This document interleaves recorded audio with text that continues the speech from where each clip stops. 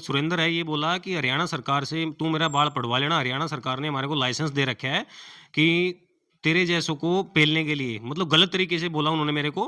Panipat police की CIA unit एक बार फिर सवालों के घेरे में आ गई है। अब खोजकीपुर गांव के सेना के जवान ने सीआईए में तैनात पुलिस कर्मियों पर अवैध रूप से हिरासत में रखकर पीटने के आरोप लगाए हैं। आरोप है कि पुलिसकर्मी ने उसको कट्टे के केस में फंसा देने की धमकी दी है। सैनिक ने इसकी शिकायत एसपी को दी है। पुलिस ने इस मामले की जांच शुरू कर दी है। हालांकि एसपी ने इस मामले में कुछ भी बोलने से इनकार कर दिया है। वहीं पहले से ही सीआईए 3 के 3 पुलिसकर्मियों पर भी दीनानाथ कॉलोनी के दीपक को अवैध रूप से हिरासत में रखने के मामले में मुकदमा दर्ज है।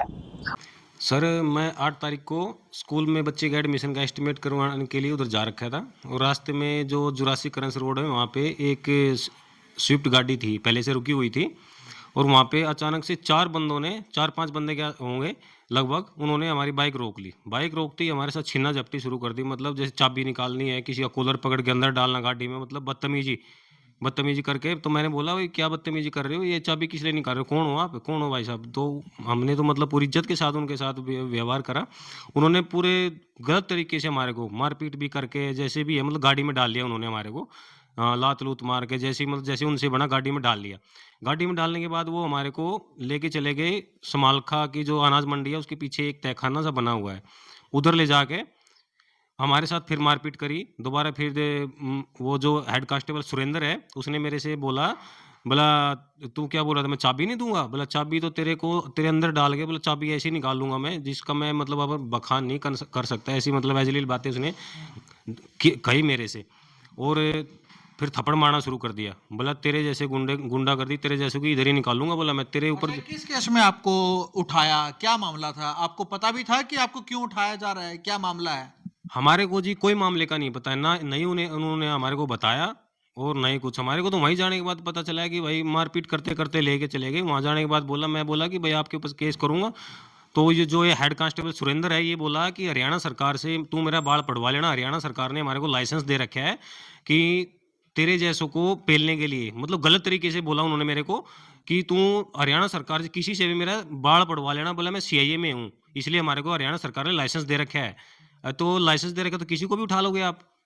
अच्छा, जब आपके बाइक से चाबी निकाल रहे थे, आपको पता था ये सीआईए वाले हैं या और कोई है या कोई शरारती तत्व है, बदमाश टाइप भी हो सकता था? बदमाशी टाइप ही थी। मैंने तो पूछने की कोशिश करी, उसने कुछ नहीं बताया। बल्कि गाड़ी में बैठने के बाद जब उसने मिस बिहेव के साथ मारा पीटी करके गाड़ी में हमारे को डाल लिया, गाड़ी वापस मोड़ ली जाने के लिए समालकी की तरफ। रास्ते में आने के बाद उसने बताया, बोले ऐसे हम सीआईए से हैं और आपने ऐसे ऐसे करके 2 पिस्टल उठा रखी है, मतलब ऐसे झूठे मुकदमे में। भाई साहब आपको गलत फहमी है, मैं एक फौजी हूँ। मैं जब बाइक रोकी थी उस टाइम भी मैंने बताया था। बोला ठीक है। आपने पहले भी बताया था कि आप इंडियन आर्मी से? जी जी जी, जब बाइक रुकी थी, जब वो चाबी निकाली थी, मैंने उस टाइम पे बताया। तो उस टाइम पे मतलब गलत व्यवहार किया उन्होंने हमारे साथ बहुत ज़्यादा। तो आज आप एसपी पानीपत से मिले, शिकायत भी दी, क्या कुछ बातचीत हुई है, क्या क्या कहा है एसपी पानीपत ने? जी, ये घटना जो है ये 8 तारीख की है, 8 दिसंबर की। और 9 तारीख को, 9 दिसंबर को भी मैं यहाँ पे पानीपत हाई कोर्ट में आया एसपी साहब से मिलने के लिए। 10 तारीख को भी आया और आज 11 तारीख होगी सर। आज मेरे को एसपी साहब से मिलने दिया गया। 2 दिन से मेरे को एसपी साहब से मतलब इनके पास क्या फ़ोन आते हैं, कुछ आते हैं, उसका मैं नहीं बता सकता हूँ। लेकिन मेरे को मिलने नहीं दिया गया। डिले करते जा रहे थे।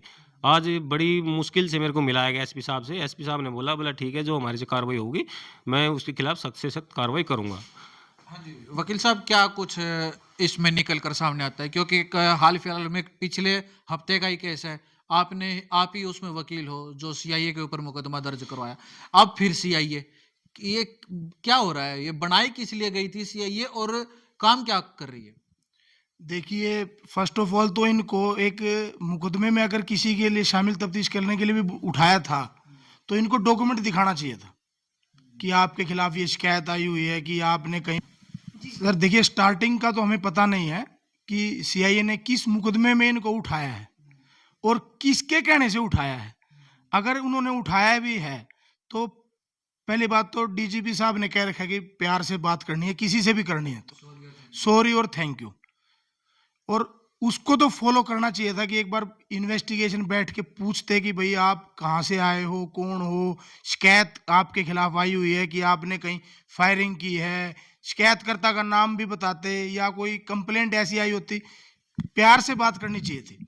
सीआईए में ले जाने के बाद जो भी पुलिस वाले इसको उठा के लेके गए हैं, गाड़ी में डाल के लेके गए, पिटाई करके लेके गए हैं, उनको इसके साथ ना तो रास्ते में मार पिटाई करनी चाहिए थी, क्योंकि देश के रक्षक के साथ ही अगर ऐसी बदसलूकी करेंगे पुलिस वाले तो एक आम पब्लिक के ऊपर क्या बीतेगी। अब लास्ट आपने देख लिया है, वो एक और ऐसे ही सीआईए वाले लास्ट टाइम भी एक को उठा के लेके गए थे, उसको भी ऐसे विदाउट किसी केस की इन्वेस्टिगेशन के उठा के लेके गए थे। क्या आपके ऊपर कोई फोन वगैरह भी आ रहे हैं दबाव के, आपको धमकाया जा रहा है समझौता के लिए, कुछ ऐसा अब भी हो रहा है आपके साथ? फोन आ रहे हैं कोई? नहीं जी, अभी मेरे पास कोई फ़ोन नहीं आया जी किसी का।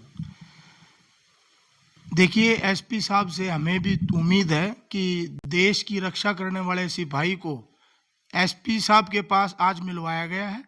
आगामी कार्रवाई वो, हमें उम्मीद है उनसे कि अच्छी ही कार्रवाई करेंगे और एक प्रॉपर जो इन्वेस्टिगेशन का चैनल है उसके तहत ही कार्रवाई करेंगे।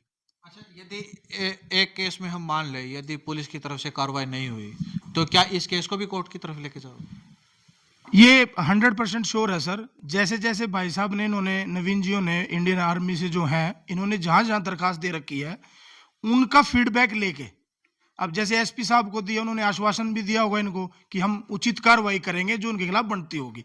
अगर कार्रवाई नहीं बनती है तो नेक्स्ट फिर यही है कि कोर्ट का ही दरवाजा खटखटाना पड़ेगा, वहीं से एक उम्मीद बचती है फिर तो फिलहाल देख सकते हैं आप देश की सेना में कार्यरत ये सैनिक आज किस तरह से CIA 3 जो पानीपत पुलिस का जो इन्वेस्टिगेशन की एक टीम है, यूनिट है, उसकी प्रताड़ना का शिकार होता है और जो उन्होंने कोर्ट का दरवाजा खटखटाने तक की बात अब आ चुकी है। हालांकि एसपी से वो मिले हैं और एसपी ने उनको आश्वासन जरूर दिया कि मामले को देखते हैं, मामले की जांच से करवाई जाएगी। फिलहाल आपका इस पूरे मामले में क्या कहना है, इसको लेकर आप अपनी प्रतिक्रिया जो है कमेंट्स बॉक्स में जरूर दें। और ये लगातार इस तरह की पुलिस की जो है लोगों से प्रताड़ना की शिकायतें लगातार बाहर आ रही हैं।